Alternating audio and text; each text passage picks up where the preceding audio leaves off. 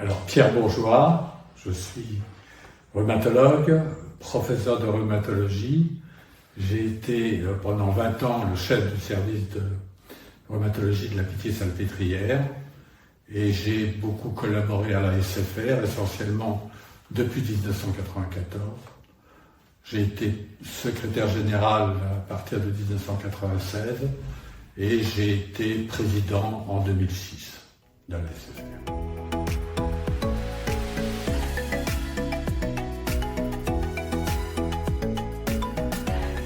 Alors avant la création de la SFR, il y avait la Ligue française contre les rhumatismes.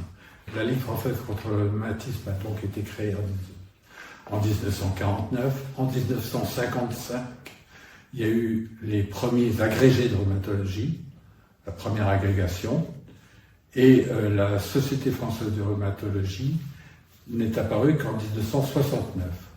Alors la Société française de rhumatologie, c'était donc une construction un peu nouvelle.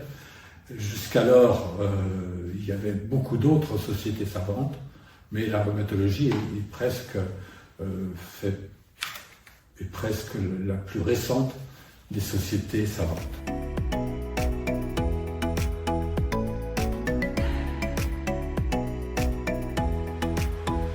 Alors les cadras, en fait, il s'agissait pour la plupart de professeurs qui se sont réunis ensemble et qui ne se disputaient pas, qui s'entendaient bien et qui ont commencé par faire des actions comme des congrès, un congrès par an. Ce congrès avait lieu dans les villes différentes, ça avait lieu aussi bien à Paris qu'en province. Et ça avait été très apprécié par les rhumatologues de ville qui étaient contents de voir une ambiance un peu plus détendue. Et ces rhumatologues, ces professeurs de rhumatologie ont fait beaucoup d'actions ensemble et au bout d'un moment ont décidé qu'il fallait faire évoluer la rhumatologie française.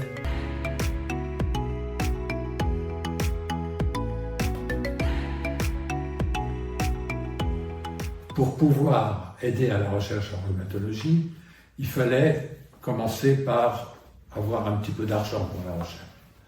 Et on a considéré qu'il fallait développer le congrès de telle façon qu'il rapporte de quoi faire des bourses, et des bourses nombreuses. C'était la première idée. Alors il y avait déjà au début quelques bourses, mais c'était de l'ordre de 10 000 euros.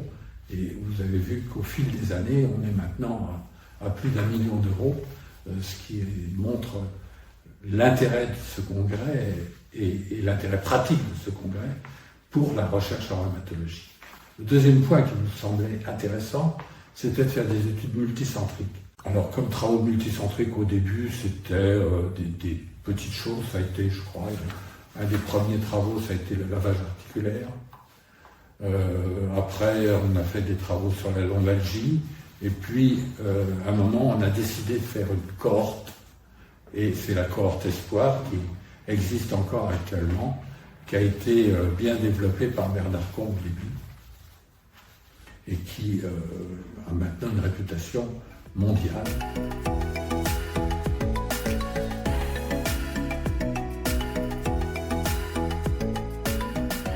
Je crois que ce que nous avons réalisé grâce à l'appui de la SFR est très important, c'est l'échographie. Alors, je suis particulièrement intéressé parce que c'est surtout moi qui m'en suis occupé, mais dans les années où sont apparues les biothérapies, on s'est rendu compte qu'il fallait traiter très vite et très fort les polyarthrites rhumatoïdes. On s'est rendu compte qu'au sein de la rhumatologie, on n'avait pas les moyens échographiques pour faire des diagnostics aussi rapides. Et on a décidé, au sein de la SFR, d'envisager une formation à l'échographie. La première année, on a formé 25 rhumatologues, ce qui, on était content de cette réussite, Mais on avait des tas de problèmes. Premièrement parce que tous les services demandaient à former leurs élèves.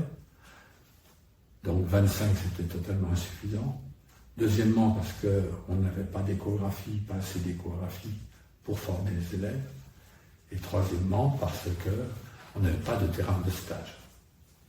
Donc tout ça a fait que j'ai demandé de l'aide à la SFR, qui a voté pour nous aider. Et c'est la première fois qu'une société savante a donné de gros moyens pour permettre un enseignement. La Société française de rhumatologie a payé la moitié des appareils d'échographie pour la plupart des services de rhumatologie.